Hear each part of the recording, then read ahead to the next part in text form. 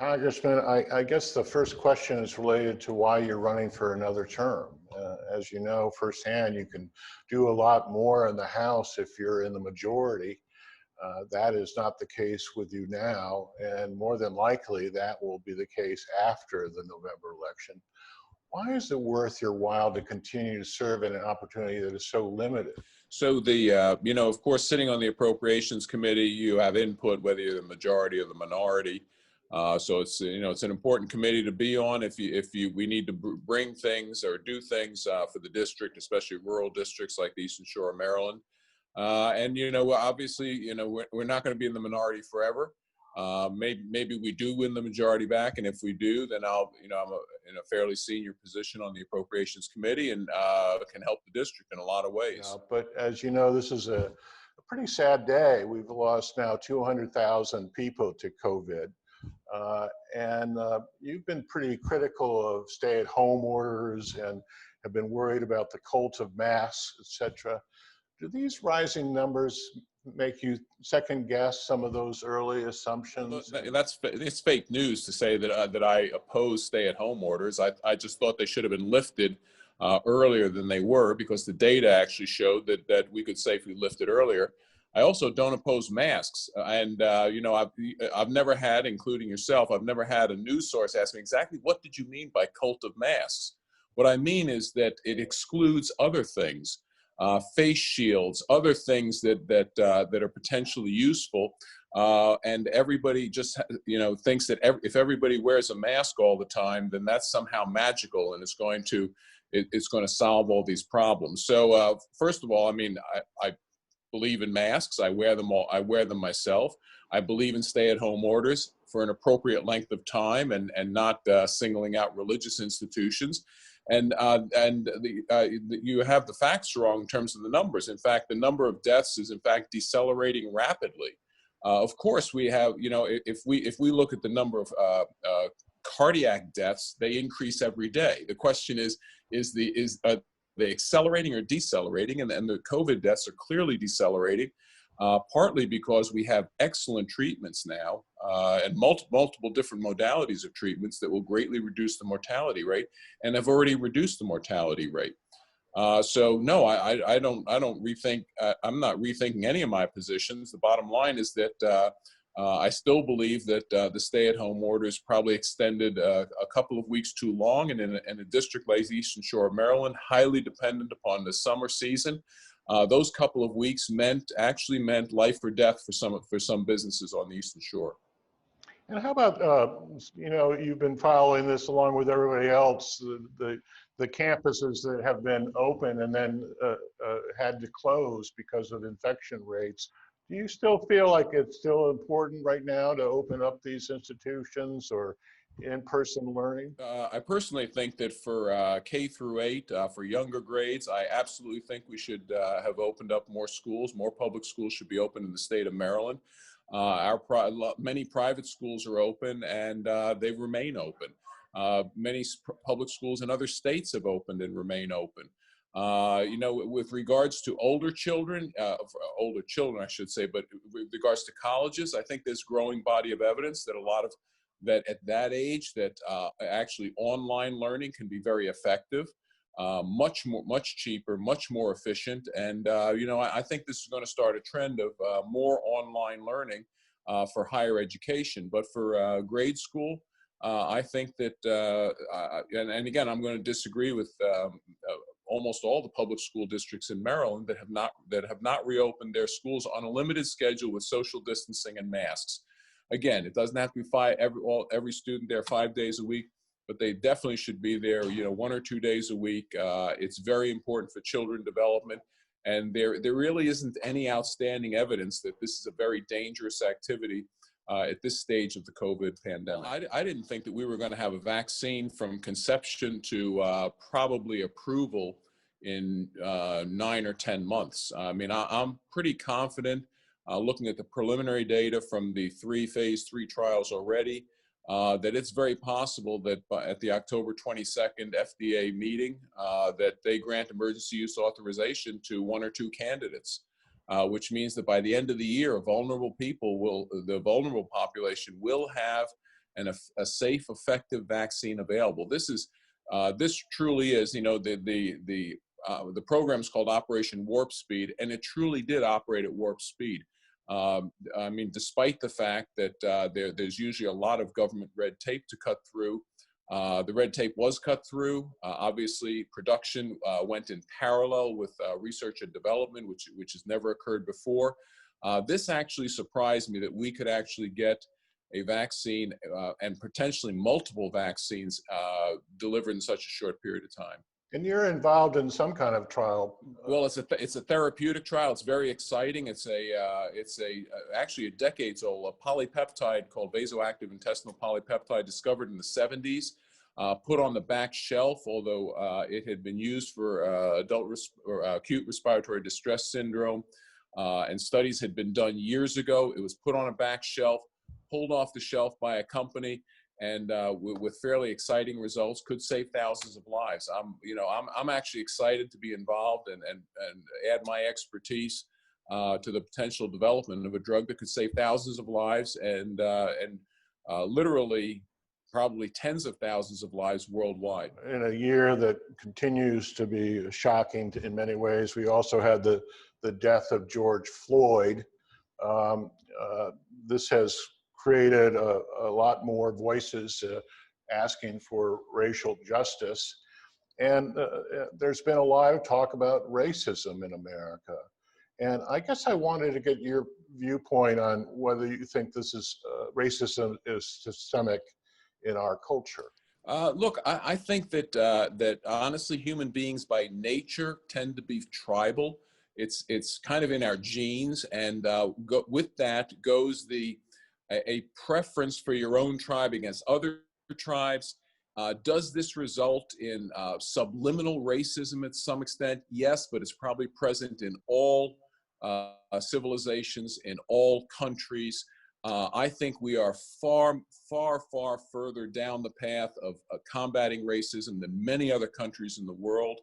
And, again, is it possible to completely stamp out racism? No, I don't think it is. And anyone who thinks it is, I think is being unrealistic. Obviously, we have laws in place. These laws are enforced. In the case of George Floyd, there were laws in place.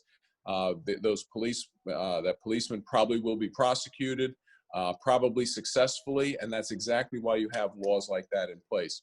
But to condemn America as a nation as intrinsically racist and somehow imply that that it's worse than other countries in this aspect, I think is just not taking facts into account. Is there things that you support that would address what you describe as a factor, though, in the way in which we make laws or how we treat people in our country? Yeah, let me talk about law enforcement first, because we have laws in place that prevent discrimination based on race.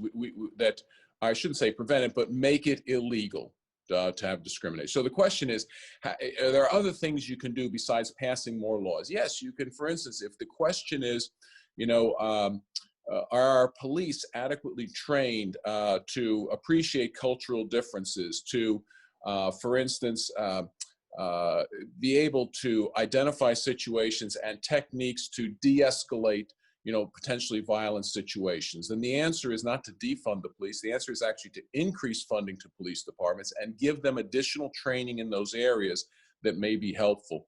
But to condemn all law enforcement and say, all law enforcement is intrinsically racist and therefore we should defund the police is, I think, exactly the wrong approach. And the result, look, we're seeing it right now here in our state in Maryland with a record murder rate, record violence in Baltimore City, as a result of these events over the past few months. The Eastern Shore in particular has had two areas of concern. One has been the use of a Black Lives Matter mural in Chestertown. And in Talbot County, we have this ongoing challenge related to the Talbot Boys statue. I guess I'm kind of curious to get your perspective on both. Would you support the mural being used in Chestertown? I support it as long as a mural can be placed for any political opinion. And that's the problem. The problem is that other political opinions, such as Blue Lives Matter, or supporting police, is not allowed in some jurisdictions. I think that's wrong. If you're going to allow the public expression, the use of public facilities or public areas to send a political message, clearly protected under the First Amendment, you should not discriminate between political messages. And what we're seeing around the country is discrimination. With regard to removal of statues, look, I'm a firm believer that when you take statues down, sometimes you divide more than you unite. And in fact, and this is what I've said publicly about the Talbot Boys issue, is if you want to, the way to solve it is put up a statue, perhaps commemorating Talbot County individuals who fought on the Union side, and then an instructional plaque that describes the injustices of slavery and how slavery is involved in civil. So use it for education. Because I think the problem is that sometimes pulling down some of these statues actually divides more than it unites. In the case of the Talbot Boys, sometimes I've noticed that there's a missing word in the debate, which is to move the statue rather than take it down. Would that be okay in your book, to move it? I think the best option is to create an educational moment. And moving the statue is like an ostrich sticking its head in the ground. The bottom line is we have a history in this country. Just like every country, you're not proud of every aspect of your history, but you're proud of the historical development. I'm proud of the historical development of America. And part of the historical development was dealing with slavery. It took a civil war. It took people fighting on one side, people fighting on another side. And we should educate our children about history. Not hide history from our children. Another sad part of 2020 right now are the incredible fires that are out on the West. When you see something like that, do you look at climate change as one of the cofactors here? I sat on the Natural Resources Committee when I first came to Congress for 2 years, a little over 2 years, and learned about forest management, how important it is in the Western states, and how it is basically not being done because of the environmentalists. Good forest management has been abandoned. Forests need to be actively managed in order to remove underbrush, for instance, dead underbrush that makes these fires much more able to spread, for instance. That's the primary cause. Now, is there a contribution of climate change or some change? There might be, but the primary cause, and no one should lose sight of it, because if we don't solve the problem of forest management, we're not going to solve the problem of these Western fires. As you know, we have an election coming up. There's been some concern about whether President Trump will accept the results of that election. And I guess it comes down to, how he sees this as the returns come in. But do you think he will? Of course he will. It's just a ridiculous question. And, I would say that Hillary Clinton still hasn't accepted the results from 4 years ago. Well, it's a ridiculous question. It's just a ridiculous question. Of course he will accept the result. He believes in this country. He firmly believes in this country. He has not done anything to indicate. Look, he says things to, I think sometimes to just aggravate people who would ask ridiculous questions like that. It seems to be the climate of the country, don't you think? No, it doesn't. I don't think so. I think it's far more likely that Joe Biden won't accept the result of an election than Donald Trump. I guess, how do you bring this country back together? How do you kind of mend and kind of go forward? Because we could be polarized, it seems, for a long time unless people find that mid-ground. So 2 things. First of all, you have to create nonpartisan redistricting, which in Maryland, the governor's pushed for years and years and years, always fought by the Democrats. So the Democrats, in my mind, are responsible for some of the partisanship in Maryland. The second thing is you have to have a media that actually is made of journalists, not opinion writers. So that when someone says, the president, we think the president is not going to accept the results of the election, that is not based on any fact whatsoever. That is not factual reporting. That's opinion reporting. And I pick up the front page of, and I don't care which paper it is. It could be a conservative paper or a left-leaning paper, and there is opinion on the front page. It's no longer facts. You turn on the news, and you don't have the Walter Cronkites of the world. You have the Rachel Maddows and the Sean Hannitys of the world. This is a real problem. This polarizes America. So I think journalism is largely responsible. The fact that 90% of journalists self-identify as liberal means that somehow we have created a journalism class that is not representative of America. And this leads to polarization of people's news sources. I think that the digital age promotes this because it's so easy to get access to be affected by polarizing, and I won't say partisan, but I will say polarizing digital media, where you're exposed only to what someone who's making a profit on this thinks you will look at, and therefore perhaps see an ad. This is just not the right way to do it. Until we solve those two problems, the redistricting, you have to have redistricting by a truly independent, nonpartisan source, and you have to have journalism return to the middle. You can't have you have polarized journalists that you'll polarize the nation. Well, I do believe in the case of, for instance, Facebook or Twitter. If they're going to claim to be bulletin boards and therefore not subject to government oversight, they have to act like bulletin boards. But as soon as they begin to act not as a bulletin board, but as as an entity that selects what is going to be available to the public, it crosses the line and perhaps should be regulated because they're no longer impartial.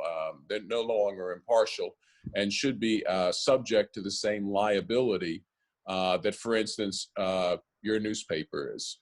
What would you say were the things that you were the most proud of over the last 2 years, that you really felt like you were providing real value to the first district? Probably the two most important things are being the head of the H2B coalition, that's so important in obtaining our temporary foreign workers for industries like crab processing, like our tourism industry, where we depend upon temporary foreign workers, and we have in fact gotten increased allotments over the past 2 years. Now this year is different because of COVID, but in the past we've been able to do that. The other thing is to honestly to stop the offshore wind project until U.S. Wind, the company, comes to an agreement with Ocean City, the jurisdiction that's going to be most affected by it. And we've been very effective at doing it. There is no windmill up yet. They were supposed to be appearing on the horizon.